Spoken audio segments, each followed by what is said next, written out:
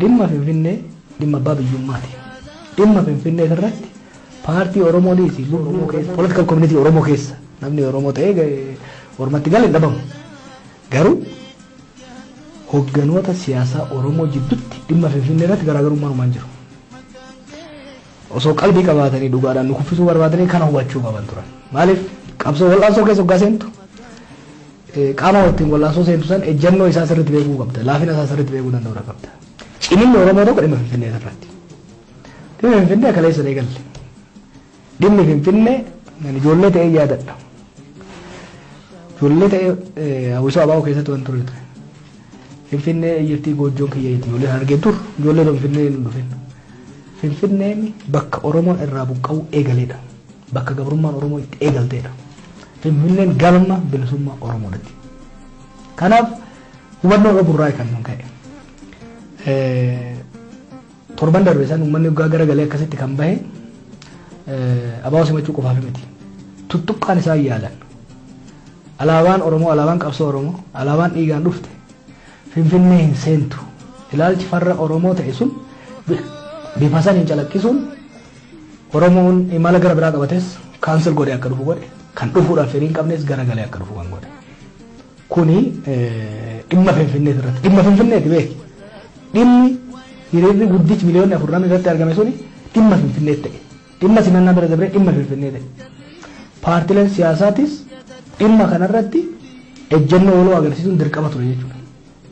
Shan qofa miti. Paartilee jiran hunda osoo walitti fiddee garaagarummaa tokko hin jiru.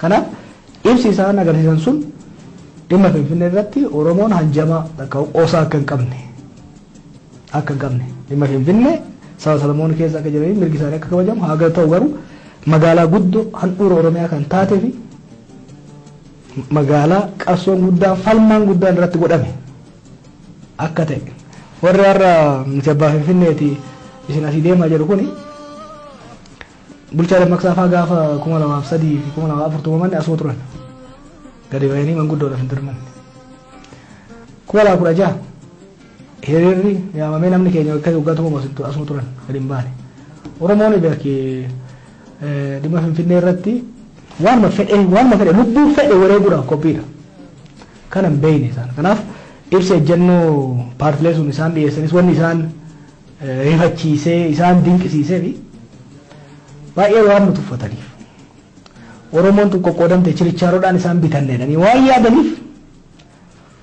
kanaaf baay'ee wanni mo'annee maali beekta biyya kanatti waan nu tuffataniif alagaan si tuffatu laaftutti lafaan dhoofta diina yoo tuffattees mo'anta kanaaf ani Oromoon ibsa ejjennoo paartilee shaniinitti sarpiraayis ta'e dinqisiifannaa argate waan jirutti fakkaatu ormi garuu Baqqalaa Garbaa fi OFC'n waan biraa akka ta'e ibsaa nagootii fi maaliin garbaa ta'e Lammaa Magarsaati paartii isaa akkasitti ilaalan no Finfinnee irratti Oromoon xiqqaa guddaan ejjennoo hangana hin jallanne akka qabu kan agarsiise san qofa osoo hin ta'in ilaalchi farra Oromoo asirratti murnoonni tokko tokko agarsiisuu yaalanii fi biyyattii kana keessa miidiyaadhaan gaggeessan beektaa wanni isaanii hin galle dur bara 1970 keessa Oromoo rukutuu barbaadan fidisteedhu Hayilee Fidaa irratti kan duulan yoo isaaniiti Oromoon tarii bara sanillee ta'uu danda'a akka waan Oromoon